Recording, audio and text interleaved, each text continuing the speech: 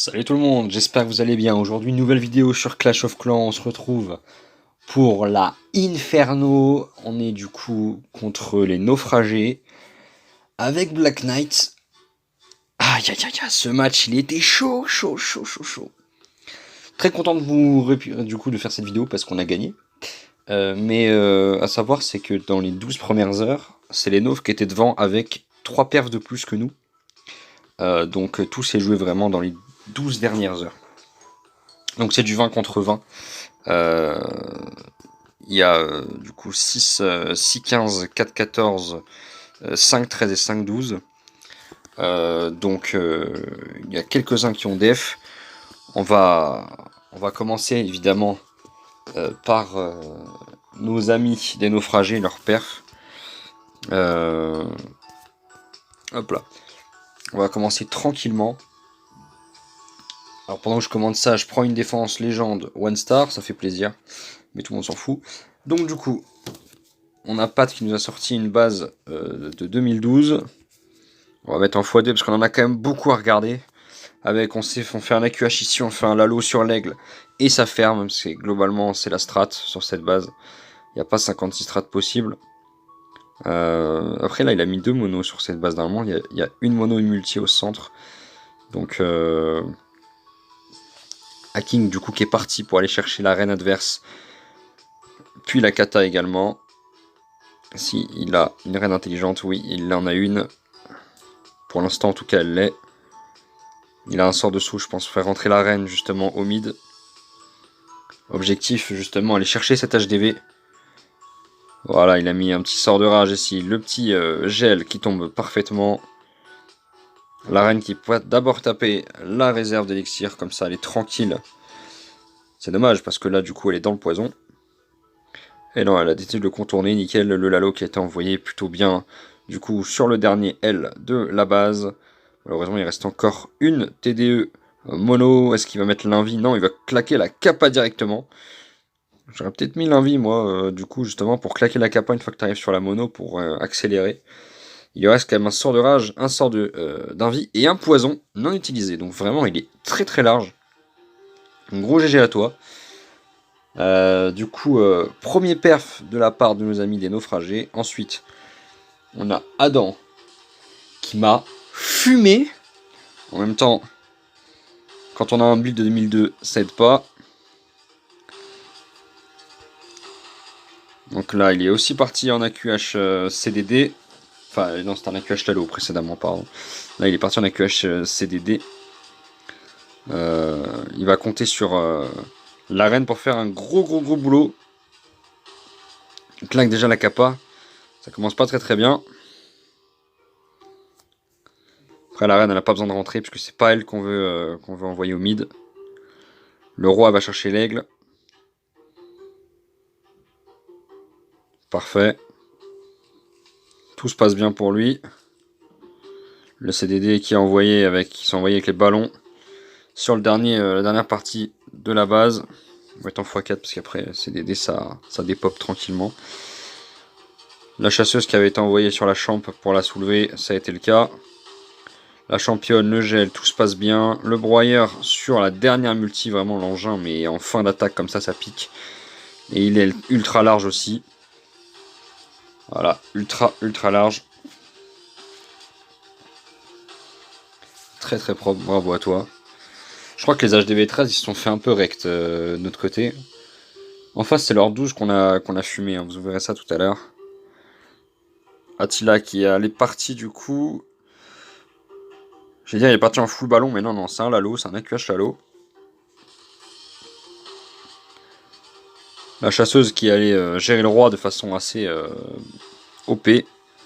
La reine qui redescend sur la deuxième entière, du coup. Les Archix qui sont bien. Malheureusement, la reine qui va pas faire tomber l'aigle. Aïe, ça c'est petit problématique. Par contre, là, il y a un problème dans les remparts. Est-ce que la reine va s'en occuper? Oui, je pense. L'invite qui est bien posé. Rage plus la reine qui se passe bien. On a des chasseuses sur la reine. Hein. Attention, la reine, elle a failli se faire des pop. Le roi, là, qui avance petit à petit. On a envoyé directement la foreuse sur l'aigle. pour le stun un petit peu et en même temps pour faire des damages. C'est la fourreuse, elle est quand même assez forte, hein, surtout en HDV 13. On n'en voit pas beaucoup, je sais bien, mais c'est un engin qui est vraiment sous-coté. Son stun est quand même assez ouf. Et là, il a quoi? Il a CDD ballon. La champ qui va bien gérer. Et derrière, avec les Valkyries. La dernière Valkyrie pour... lui, il a tout posé. Hein. Attila, il a tout posé. Il n'a pas voulu risquer le time. Et c'est les claquer un joli perf. On a ensuite Attila qui claque un six-pack. Donc GG à lui, le petit six-pack d'Attila. Il est parti en Minogue. Valeur sûre en HDV 13. Quand c'est maîtrisé. Donc là, la reine va devoir aller chercher. Alors claquer la capa de la reine tout de suite, je pense qu'il n'avait pas prévu ça. En tout cas là, c'est-à-dire qu'il n'a pas le droit à l'erreur. Parce que là, sa reine, si elle prend un ou deux coups de trop, c'est fini pour elle.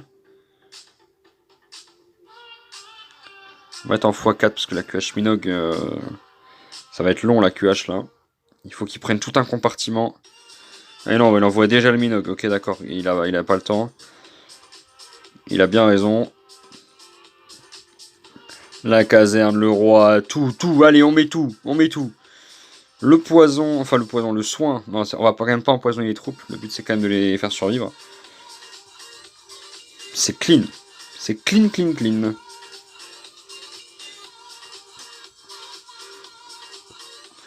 Et du coup, on a l'envol qui a pris un perf aussi. Ah non, il nous reste un TH13 debout. Nous sommes là. Ça, c'est les bases HDV15 aujourd'hui avec les tours uniques au milieu là.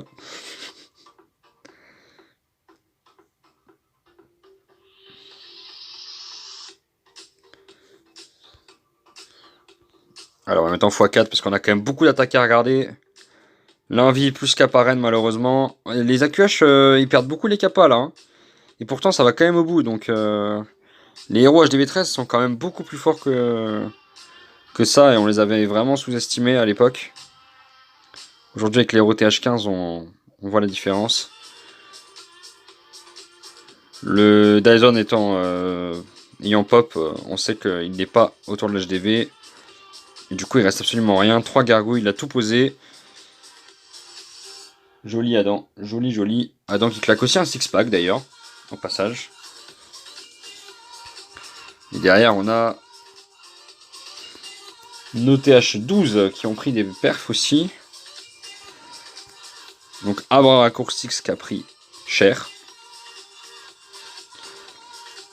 Qu'est-ce qu'ils sont beaux les ballons HDV12. Ils sont tout rouges. Bref, on s'en fout. Alors, la QH du coup sur le TH pour aller chercher le compart avec du coup HDV CDC, Gardien Arkix. De l'autre côté, on met la kata pour envoyer tout ce qu'il faut sur l'aigle. Le CDC très bien géré. Roi pour déblayer. Le Minogue pour éclater. Score final 3-0 pour le triple H. Et voilà, il a fumé la base. Il a éclaté la base. Joli. Je ferais combien au passage, moi? 96. Ouh, pas passé loin. Pas passé loin du tout. On a Aragorn qui a mangé Tanya aussi. Un petit AQH encore. Ou juste un KS. Non, c'est un AQH tranquillement. J'ai pas vu les guérisseuses. Trop concentré sur le nombre de ballons. Je me dis, il faut pas qu'il en dépose beaucoup parce qu'il en a que 17 du coup. Plus que 16 maintenant. Alors oui, c'est fort, mais... Moins on a de ballons, plus ça va être compliqué d'aller au bout parce que les molosses, ça fait pas tout. Oh, le CDC de l'enfer. Oh, le CDC de l'enfer. La caparenne qui a été obligée d'être claquée, le saut pour aller au mid. Le broyeur sur l'aigle. La reine qui prend le roi.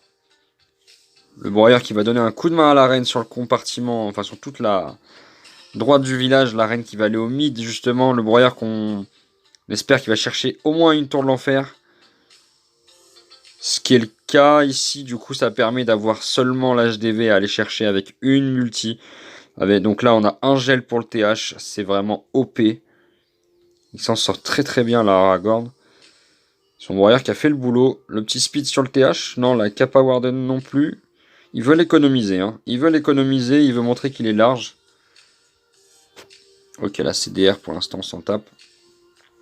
Kappa Warden et speed. Aragorn qui a fait le malin. GG à toi, c'est passé. C'est passé même très large.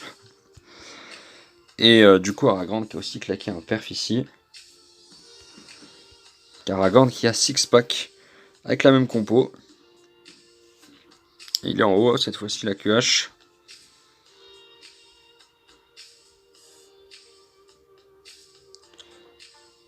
Le super sapeur qui va open tranquillement sur la multi.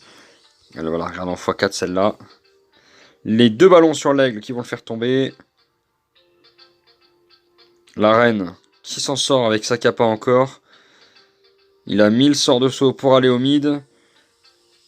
Il faut que sa reine aille chercher la mono, voilà qui est fait. Maintenant ça va être un duel de ballons. Il a encore gardé sa capa Warden, il a encore gardé un speed. Regardez comme il est large, regardez comme c'est maîtrisé. Ah non, il a enlevé le speed. Regardez comme c'est maîtrisé. C'est incroyable. Le gardien il sert juste à augmenter un peu les points de vie des ballons et c'est tout. Vraiment c'est monstrueux. On a Patinka qui a claqué un perf super de notre côté, du coup on passe côté perf de Black Knight. Patinka qui a perf en Inferno. Oh, alors ça c'est pas mal. Alors qu'est-ce qu'elle a pris? J'ai pas vu.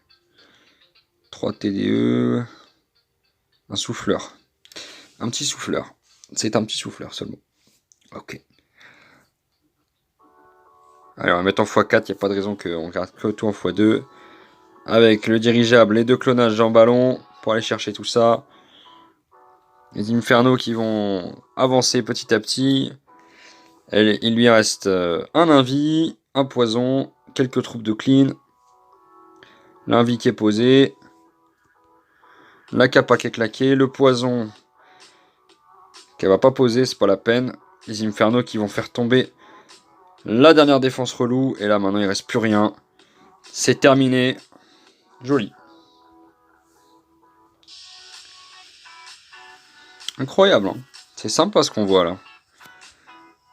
Attila, du coup, qui allait claquer aussi. Enfin, qui a pris un perf, je veux dire. Il a fait de belles attaques tout à l'heure, mais il en a pris un aussi. On est toujours en Inferno triple clone cette fois. En TH13. Il n'y a aucun TH15 qui a été fermé des deux côtés, hein, par contre. Hein. Je suis en train de penser. C'est le seul HDV qui a pris aucun perf sur les deux, sur les deux côtés. La Kappa Warden pour emmener le dirigeable le plus loin possible. Ok, c'est fait. On veut cloner les ballons petit à petit. Comme ça, on va prendre absolument tout un côté. Il restera que la mono au mid. Le problème, c'est que la mono... il va y avoir des infernos dessus. Il y en a 2, 3 même. Donc c'est compliqué pour elle de résister. Le Dyson qui se déclenche sans incidence. Parce que là, on est à la fin de l'attaque. Il reste plus rien. C'est très très large cette histoire. Difficile hein, de défendre contre ça. Hein. Quand c'est maîtrisé, compliqué. C'est un HDV 13 encore ça. On a aussi pris... On est en quoi? On est en... KS Lalo? Ouais, c'est un KS Lalo ça. Hein. Avec une catapulte. Oh. Les ballons, c'était pour chercher la Tesla. Là où les Tesla, s'il y en avait. Et ici, il n'y en a pas. Donc la catapulte va pouvoir avancer tranquillement. On va faire un petit...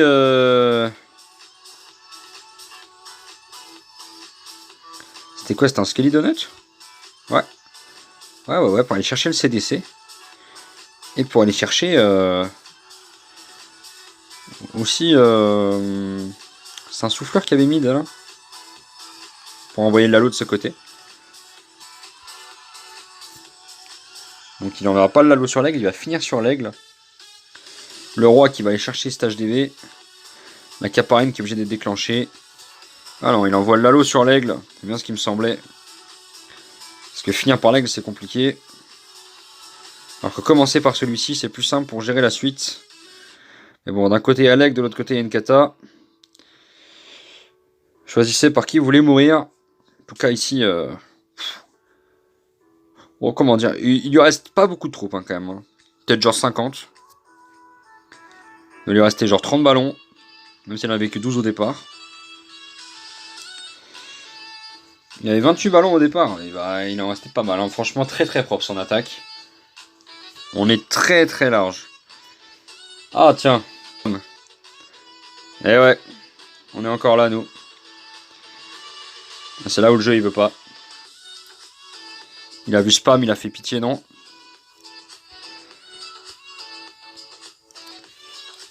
Le super G oui oui. Quand on a la flemme de strat, on prend ça, on croise les doigts. Des fois ça passe. C'est aussi simple que ça, donc du coup on va mettre en x4, il n'y a pas grand chose à commenter à part on pose et on attend. On gère juste quelques sorts. Ici notamment la TD mono qui pouvait poser problème. L'invie du coup que j'ai posé sur le super sorcier, tout ça pour aller chercher l'HDV, sinon ça aurait été un peu problématique. Surtout que là il y a un souci, c'est qu'il me reste pas grand chose. Vous voyez le time il est assez short. Il me reste quand même une catapulte, donc là je vais déclencher la caparenne pour la prendre rapidement. Voilà, comme ça pas de problème. Finir par une kata quand même, c'est peut-être catastrophique un peu. Hein. Allez, sans mon fiac qui est là.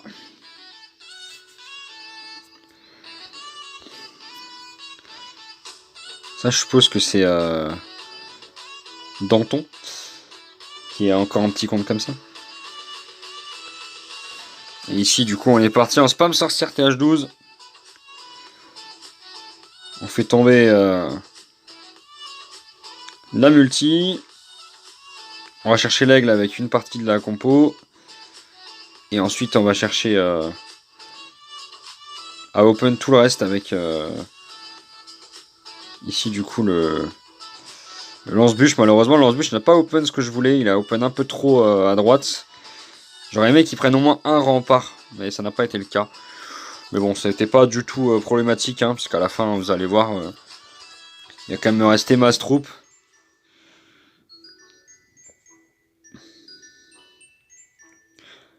Voilà, j'étais quand même assez large, un caparine, tout. J'étais bien. Il y en a qui font du lalo, il y en a qui font du skill, il y en a qui font du bourrin, chacun chez soi. Voilà, du coup, il y a 5 perfs Tajus à vous montrer de notre côté. On est à peu près sur la même chose, spam sorcière. Tant que ça perf, pourquoi est-ce qu'on discuterait? Par contre, Daniel Coronès, hein, franchement, là, opposé HDV, faut espérer que l'aigle il tombe. Hein. La Kappa Warden OP, l'aigle qui va tomber du coup. Ça c'est sécurisé. Là maintenant il n'y a plus qu'à gérer les Kappa Hero et le gel sur le TH. On va mettre en x4 parce que bon les spams... Voilà, c'est sur les squelettes et les super gargouilles donc ça fait pas trop mal. Le petit gel bien placé, deuxième gel sur le TH. Voilà le TH qui va difficilement tomber quand même malgré tout. Et là, ça passe pas loin quand même. Hein. Wow, c'est le Warden qui a perf? Ah oui, t'as de la chance. T'as de la chance qu'il n'y ait pas de bombe ou de Tesla. Hein. Oh, oh, oh. Ah là, ça faisait un vieux 99 là. En tout cas, GG, ça fait un perf supplémentaire. Moi, j'aurais pas osé taper opposé HDV. Hein. Un petit spam sorcière supplémentaire ici. Enfin, je dis ça, mais... moi, je pose le lance-bûche de ce côté. Pas dans l'alignement, justement, pour aller chercher la TDE et aussi pour open les murs au milieu. Et aussi pour faire du coup un chemin. Ce qui se passe ici du coup c'est que je fais un chemin au milieu là. Donc du coup mes troupes elles avancent tranquillement. Là mes troupes elles ont pris tout ce qu'il faut. Là je finis ultra large.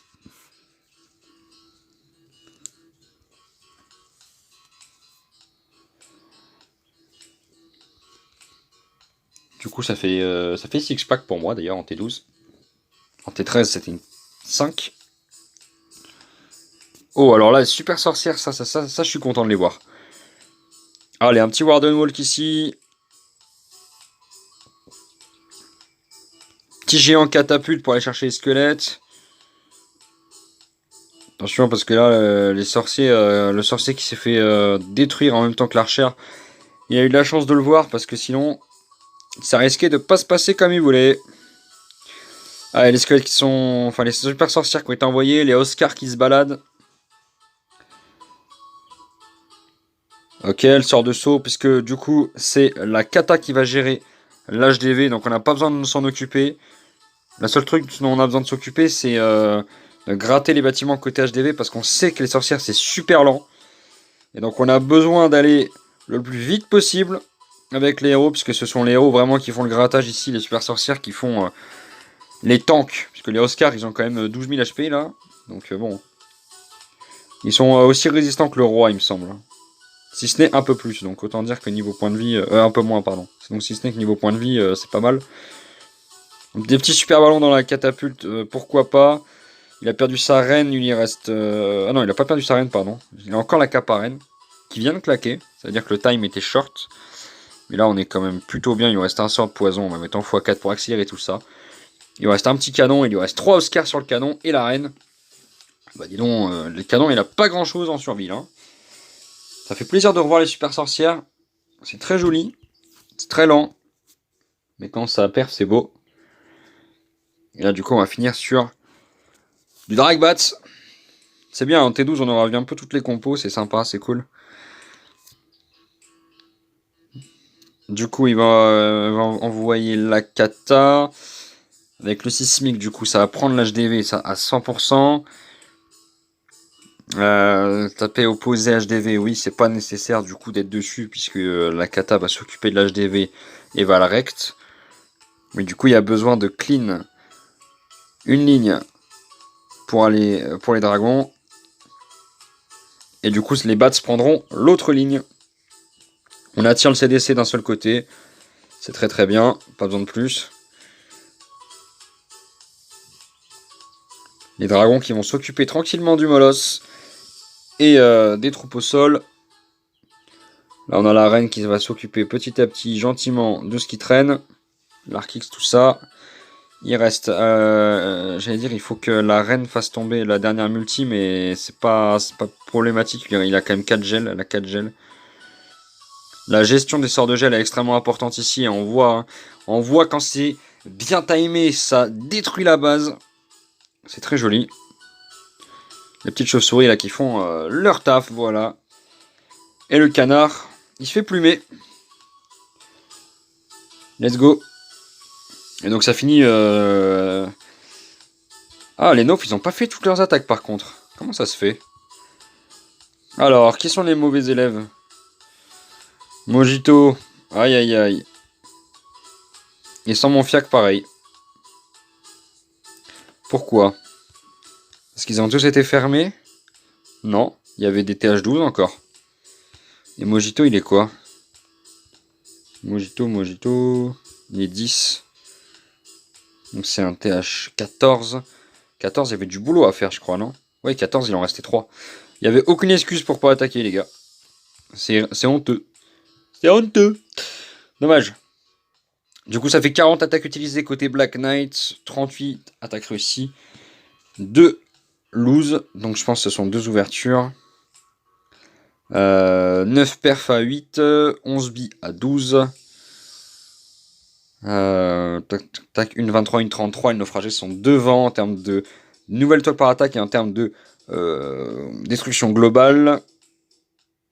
En termes de temps, Black Knight met moins de temps pour défoncer les villages. Let's go. Et Mick et Tanya ont les attaques les plus héroïques. Bien joué à vous. Très gros match en tout cas. Dommage que 4 attaques ne soient pas faites côté Nof. Mais bon, voilà, c'est le jeu aussi. Faut être gentil avec nous. Voilà. Ils ont été gentils avec nous.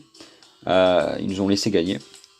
Mais en vrai, je pense que ça aurait été quand même assez compliqué. Mais il y avait quand même moyen de faire quelque chose en T12. Peut-être en 14, plus compliqué. Mais pourquoi pas, après tout. En tout cas, en 12, il y avait des choses à faire. C'est dommage parce qu'il aurait pu donner la win au Nof sans mon fiac. Mais bon. Ça n'a pas été fait. Le score final, c'est 49-48. Victoire de Black Knight. D'un très très gros match en Inferno. Ça fait plaisir. J'espère que ce petit résumé des perfs vous aura plu.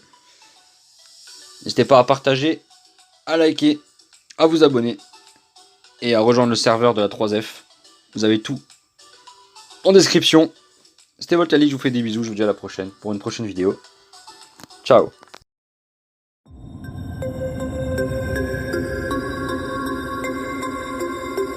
Target